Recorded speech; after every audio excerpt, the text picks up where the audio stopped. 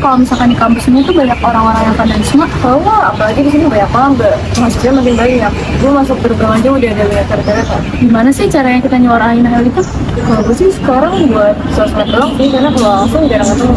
Ah, yaudahlah, kita nonton latihan puisi aja kali ya? Ayo, yuk, siap kamu.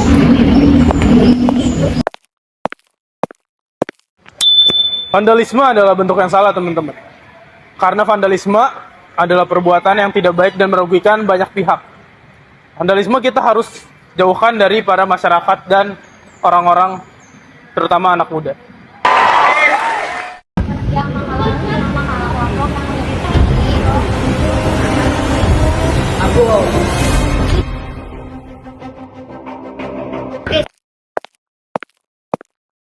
Tahu nggak sih, Queen? Tadi tuh gue ngeliat ada orang yang vandalisme. Hah, siapa? Gak tahu, tapi tuh tadi dia ada coret gitu. Di mana? Di atas. Ih, serem sih. Kayaknya kita harus ngasih tahu deh. Iya, tadi gue pengen ngasih tahu, tapi takut gitu. Karena gitu rame-rame. Ya udah, besok-besok kita fotoin aja kalau ada orang kayak gitu. Boleh.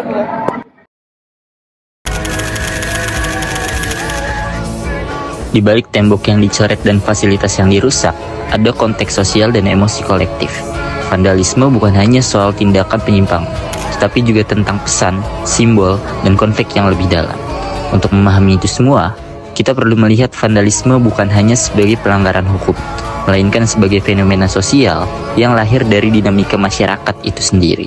Vandalisme merupakan tindakan yang merusak properti atau fasilitas umum dilakukan tanpa adanya motif yang jelas kecuali untuk menimbulkan kerusakan. Mengutip jurnal berjudul Maraknya Vandalisme di Ruang Publik, karya Panjaitan dan Rosmalinda menyatakan bahwa tindakan ini dianggap sebagai kejahatan ringan namun dampaknya sangat signifikan terutama pada estetika kota dan kualitas hidup masyarakat. Oke, jadi di sini gue bakal ngejelasin tentang faktor penyebab vandalisme. Jadi faktor penyebab vandalisme itu sebenarnya ada banyak.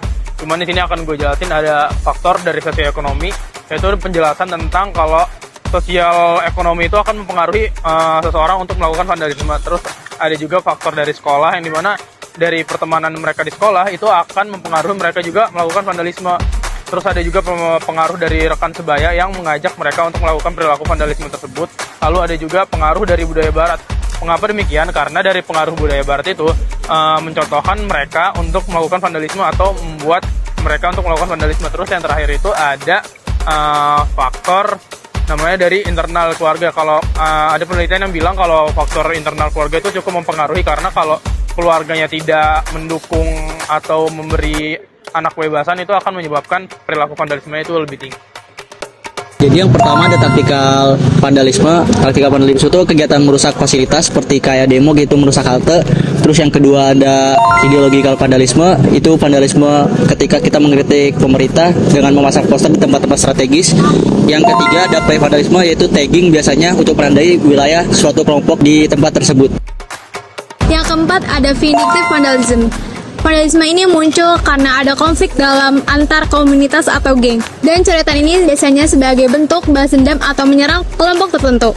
Yang terakhir ada malicious vandalism. Vandalisme ini sebagai bentuk ekspresi kemarahan, frustasi atau tekanan emosional. Jadi dia tidak ada bersifat pesan, lebih ke spontan atau sebagai ekspresi emosional saja. Oke guys, jadi vandalisme tuh dampaknya besar banget. Yang pertama tuh ada dampak sosial. Jadi kalau misalnya teman-teman itu dicoret-coret dan jadi kumuh gitu, masyarakat tuh jadi enggan buat nongkrong-nongkrong di situ. Dan juga itu tuh bisa bikin stigma negatif buat kelompok tertentu. Kayak misalnya di jalanan tuh ada tulisan-tulisan nama sekolah, dan orang-orang tuh bakal mikir kalau misalnya anak-anak di situ suka vandalisme. Dan jadi ada stigma negatif terhadap kelompok tersebut. Kedua tuh ada dampak ekonomi. Jadi kalau misalnya banyak banget tempat-tempat atau fasilitas umum yang dicoret-coret, anggaran pemerintah itu tuh besar banget, per tahunnya bisa jutaan. Dan uang pajak kita yang seharusnya itu bisa buat fasilitas lain, malah jadi habis buat ngebenerin vandalisme tersebut. Yang terakhir itu ada dampak lingkungan. Kalau misalnya kalian mau pergi tapi kayak misalnya taman atau fasilitas umum dicoret-coret, kan jadi bakal terlihat kumuh, kotor, dan itu jadi merusak keestetikaan banget. Guys, ketika suara masyarakat merasa tidak didengar, mereka akan mencari cara agar pesan mereka tersampaikan. Contohnya kasus seperti ini.